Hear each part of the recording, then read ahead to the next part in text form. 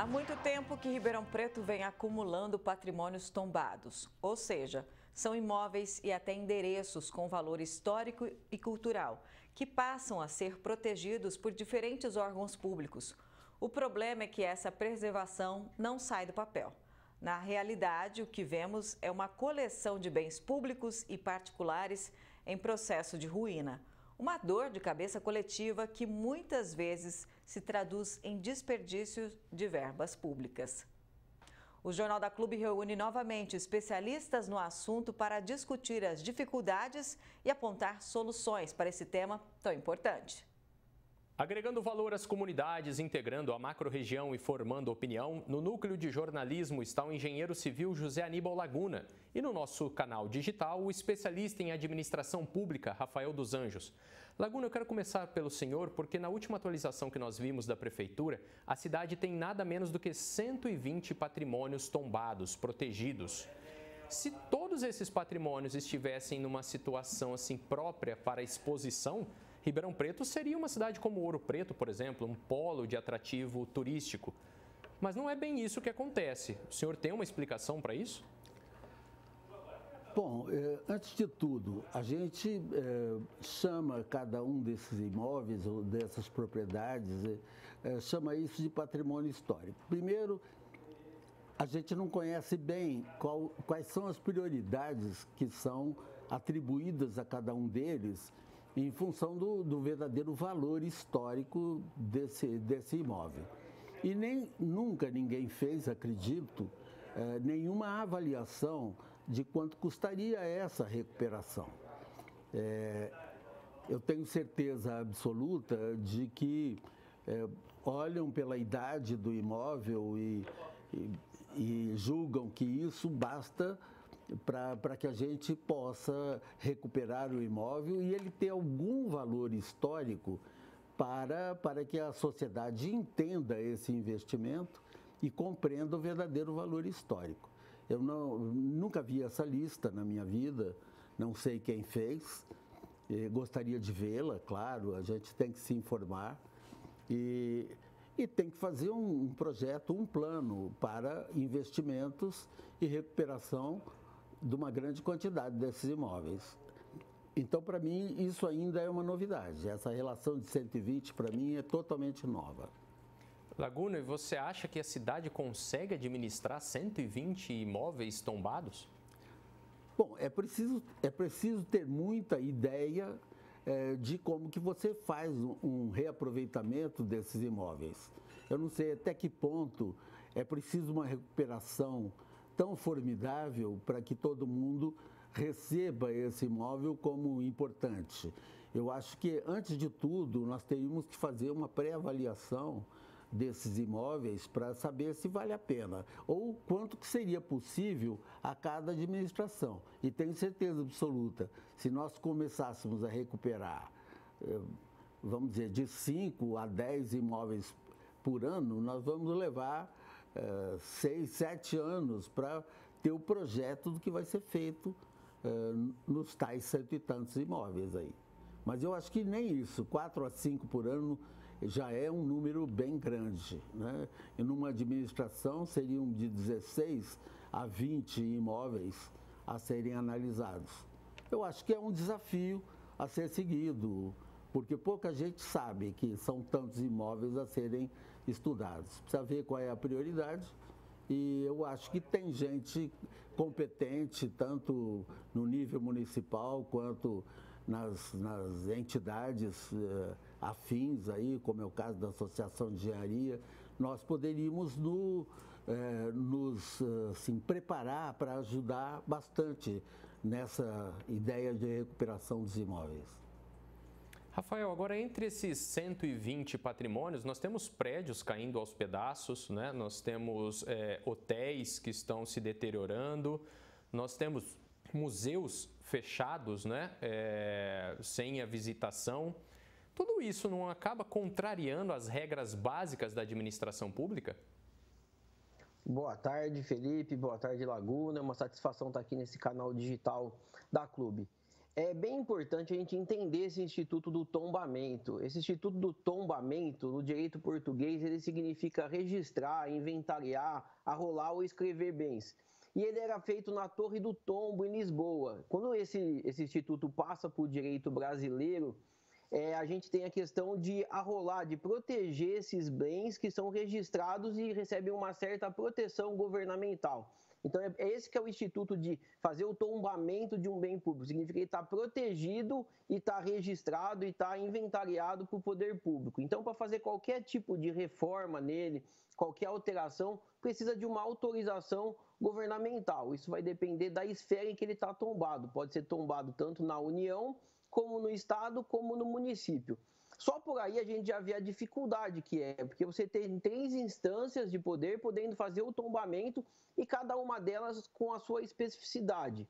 Então, o que a gente precisa? O papel, ele aceita tudo, é muito bonito no papel você fazer o tombamento de bens, falar que está protegendo os bens, mas na verdade o que a gente precisa são de recursos para poder fazer a garantia dessa memória histórica e desse patrimônio da sociedade.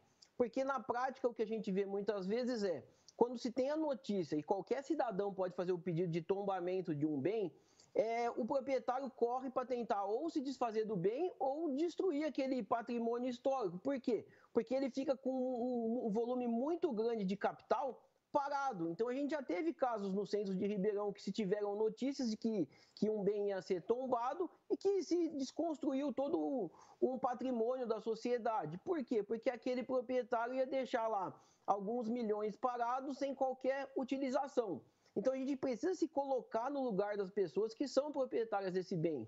Então a gente precisa ter investimentos para poder fazer a reforma, para fazer a manutenção desse patrimônio da sociedade. É extremamente importante, mas sem recursos de nada adianta. A gente já vê outros casos em Ribeirão que, na verdade, o pessoal de maneira irônica brinca que tombou e tomba de verdade. Então, não adianta colocar só uma proteção no papel que é muito bonita. A gente precisa de uma proteção de fato. E a proteção de fato significa o restauro e o uso daquele bem, principalmente pela população. Que a população realmente comece a frequentar aquilo e que tenha noção daquele valor histórico daquele patrimônio para ela. Porque um povo sem memória é um povo que ele pode ser guinado para qualquer lado facilmente. Então é importante ter memória, mas a gente precisa ter recursos para poder fazer essa defesa do patrimônio histórico. E isso é importante, por quê? Porque o tombamento ele é uma maneira que o poder público ele não se torna dono do imóvel. Ele simplesmente faz a defesa daquele patrimônio cultural e fica com a propriedade ainda com quem é dono, o proprietário privado. Ou seja, você de uma certa maneira, você trava aquele patrimônio e o proprietário privado não consegue ter recursos para poder restaurar, porque a gente sabe que qualquer bem tombado demanda um alto investimento para se poder resgatar a memória. Então, a gente precisa de políticas efetivas e não apenas de discursos ou de papéis que nada valem. Laguna, no Diário Oficial desta quinta-feira, a Prefeitura anunciou a licitação para realizar o restauro aqui da 9 de julho, uma avenida inteira que é tombada. Dá para garantir que a avenida seja funcional, mesmo guardando essas características todas que ela tem hoje em dia, com paralelepípedos, por exemplo? Olha, eu só poderia responder conhecendo o projeto que está preparado para ser implantado em substituição ao que nós estamos hoje vivendo, que é esse desastre de pavimentação, que é esse abandono da própria avenida. A grande maioria está saindo daí porque a avenida já não é mais uma via de circulação procurada, ela é evitada pelo mau estado que ela se encontra, exatamente amarrado a esse tombamento desastroso que não tem solução. Tomba, não deixa mexer e não faz nada. Então eu considero isso simplesmente um descaso com a comunidade. Uma avenida é uma via de circulação preponderante que deveria ser cuidada rapidamente para que se transforme numa via de circulação prioritária. A avenida é muito importante. No estado que ela está, ela é um desastre. E há responsáveis por isso. As pessoas que assumiram de que isso devia ser protegido estão fazendo o contrário, estão derrubando o que existia até então. É lamentável. Eu morei nessa avenida, eu tinha um orgulho de estar na 9 de julho. O grupo que eu circulo social da internet é 9 de julho, dos anos dourados. Mas cá entre nós, o que fizeram nesse tombamento é desastroso. Essa pavimentação, ela não vai trazer benefício nenhum para o município, ela voltar a ser em paralelepípedo. Isso é absurdo. Eu acho que o que tem que ser salvo é a avenida e não uma pavimentação que hoje nem se usa mais. Rafael, agora, olhando para os prefeitos, né, que assumem a cidade, eles têm à disposição deles dispositivos legais para mudar essas questões de tombamento? Quando, por exemplo, o caso da Avenida 9 de Julho, um tombamento passa a não ser funcional, passa a atrapalhar o dia a dia da cidade, o prefeito tem à sua disposição meios de modificar isso ou não? Olha, isso sempre vai depender tanto da atuação da sociedade civil organizada quanto da Câmara Municipal. Então, não é ele sozinho, ele não consegue fazer isso. Precisa ter um trabalho junto à sociedade civil organizada e da Câmara Municipal voltando leis para fazer essa alteração. A gente no direito tem o princípio da primazia da forma. Então, da mesma forma que foi tombado, precisa ser feita essa alteração. De novo, como o Laguna bem disse, a gente precisa pensar na preservação disso e pensar na funcionalidade disso, no uso disso pela população.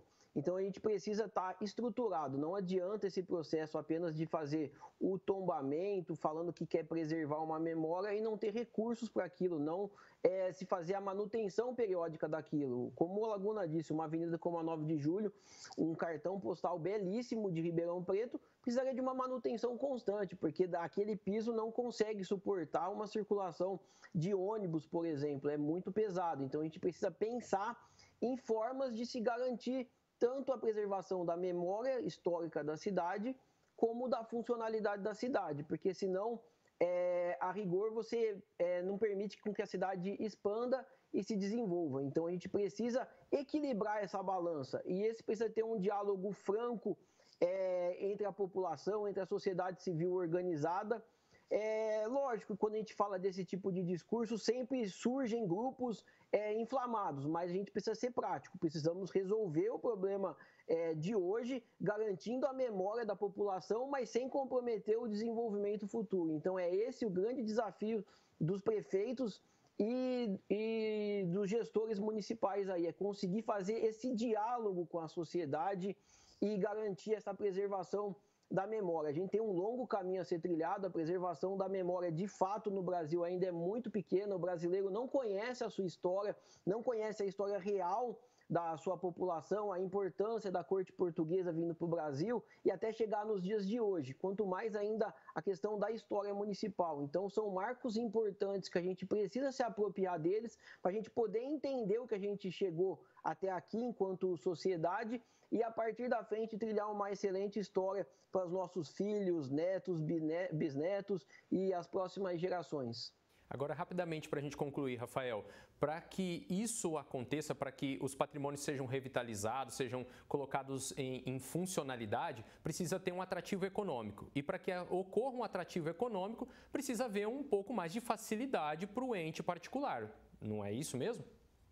Com certeza, Felipe. Toda vez que é feito um tombamento do imóvel, a gente precisa de injeção de recursos. Não adianta fazer o tombamento e depois a gente pensa como vai fazer a manutenção ou o restauro desse equipamento. Não, deveria ser o contrário. É feito o tombamento, teria que ser já investido recurso nisso. O recurso para fazer o projeto executivo, se for da reforma, para poder fazer a aprovação e facilitar a vida de quem tem isso. Porque, na verdade, ao invés de ser um ônus para o proprietário, isso deveria ser um bônus. Então, o proprietário deveria ficar feliz por ter uma memória preservada. Como que consegue isso? Com investimento econômico, porque caso contrário, fica só um documento no papel que fala que vai proteger num dia muito remoto e distante, que, de fato, o proprietário nunca vai usufruir dele ou dificilmente vai usufruir. Então, vai ficar para daqui 3, 4 gerações se aquele imóvel permanecer de pé. Participaram do Jornal da Clube deste sábado, no Núcleo de Jornalismo, o engenheiro civil José Aníbal Laguna e no nosso canal digital, o especialista em administração pública Rafael dos Anjos. Aos dois, o nosso muito obrigado.